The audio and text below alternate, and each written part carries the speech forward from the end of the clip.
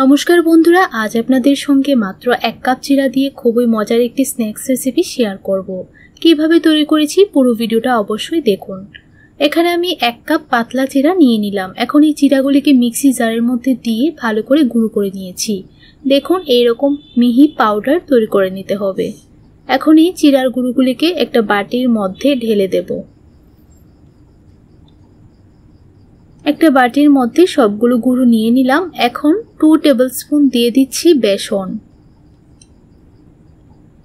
তারপর half cup দিয়ে দেব সুজি, প্রায় 3 টেবিলস্পুনের মতো সুজি দিয়ে দিলাম।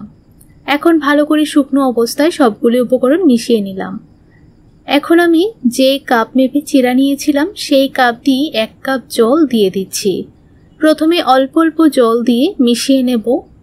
যেহেতু এখানে চিরা আর সুজি দেওয়া আছে, তাই জলটা দেবার সঙ্গে সঙ্গে কিন্তু একদম শুকিয়ে যাবে।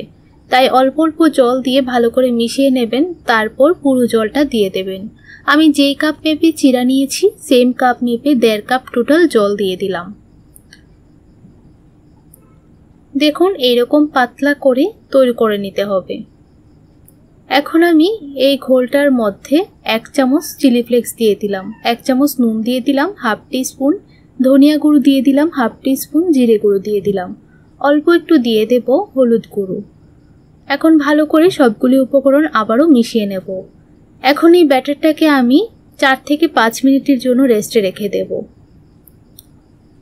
ভালো করে মিশিয়ে নিলাম। এখন দিয়ে দিচ্ছি অল্প কিছু ধনেপাতা কুচি। ধনেপাতা কুচিটা দিলে কিন্তু ফ্লেভারটা খুবই ভালো আসে আর এই স্ন্যাক্সগুলি খেতেও ভালো লাগে। ভালো করে মিশিয়ে নিলাম।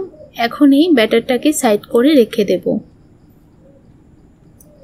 চুলার মধ্যে একটা ফ্রাইং প্যান বসিয়ে দিলাম, 1 চামচ সাদা তেল দিয়ে দিলাম। এখন 1 টিস্পুন দিয়ে দিলাম আস্ত জিরে। জিরেটা ভালো করে ভেজে নিয়েছি। একটা কাঁচা লঙ্কা কুচি করে দিয়ে দিলাম।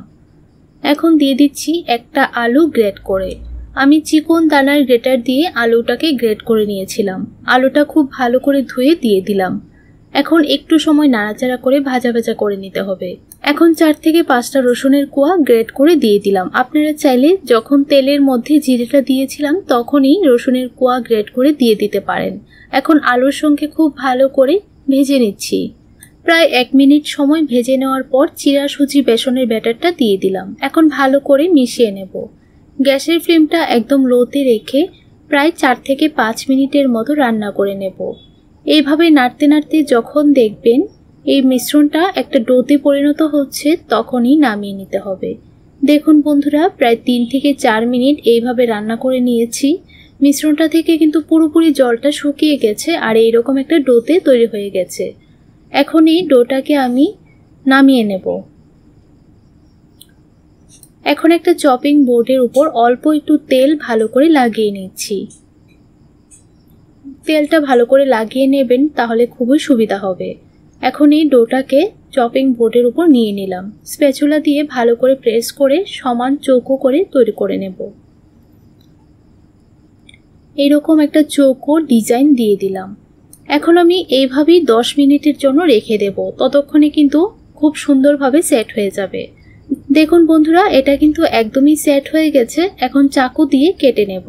আপনাদের পছন্দ অনুযায়ী যে কোনো শেপে আপনারা কেটে নিতে পারেন। আমি মাঝখান থেকে কেটে এরকম লম্বা লম্বা করে কেটে নিচ্ছি। আর প্রত্যেকটা পিস দেখতে ঠিক এইরকম তৈরি হয়েছে।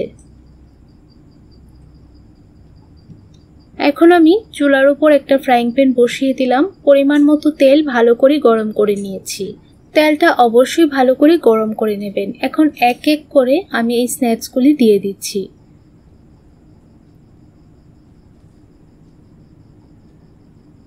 সবগুলি স্ন্যাক্স একসঙ্গে ভেজে নেব। আপনারা চাইলে দুটি বেছে স্ন্যাক্সগুলি ভেজে নিতে পারেন।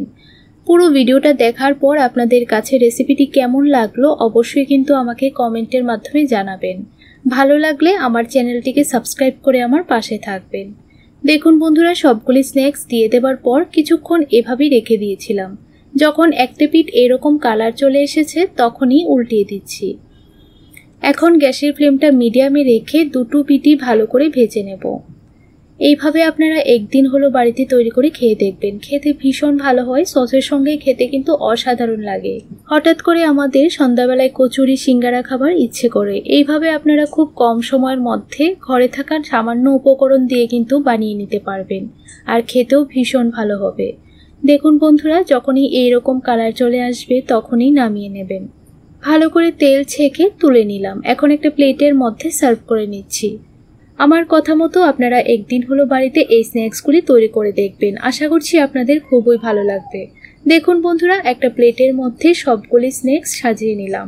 ভিডিওটি ভালো লাগলে একটা লাইক করে দেবেন, আপনার বন্ধু বান্ধব আত্মীয় স্বজনদের সঙ্গে খুব বেশি পরিমাণে শেয়ার করবেন।